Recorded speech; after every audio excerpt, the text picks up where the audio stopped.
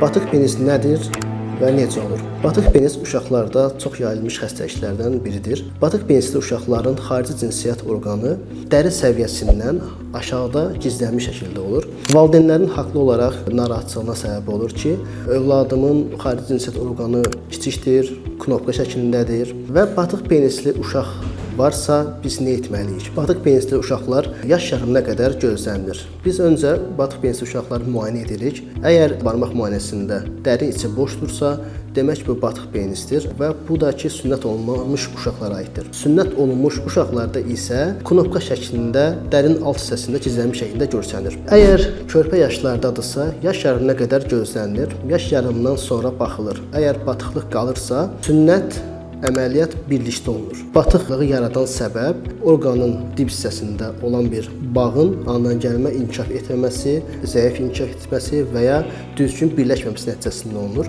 Bəzən deyilir ki, batıq penisli uşaqları gözlüyün böyüsün düzələcək və valideyn də uşağı böyüdür. 8 yaş, 10 yaş, bəzən 20 yaş və bu düzəlmir. Əgər batıq penisli uşaq varsa, yaş yarımından sonra məsləhətdir ki, əməliyyat olunsun, düzəlsin. Biz ilk öncə müalicə tədbirləri görürük, müalicə effekt vermədən isə cərrahi korreksiya edirik. Batıq penisli uşaqlar daha çox kök uşaqlarda rast gəlinir, amma hər kök uşaq batıq penislidir demək olmaz.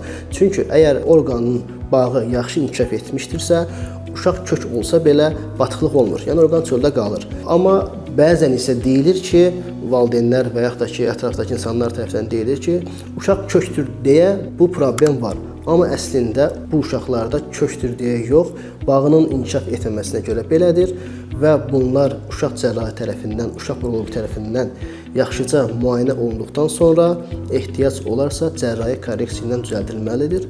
Da uşağı 8 yaşa, 10 yaş, 15 yaşa qədər gözləmək məsləhət deyil. Bu artıq gecikmiş dönəmdir. Təşəkkürlər.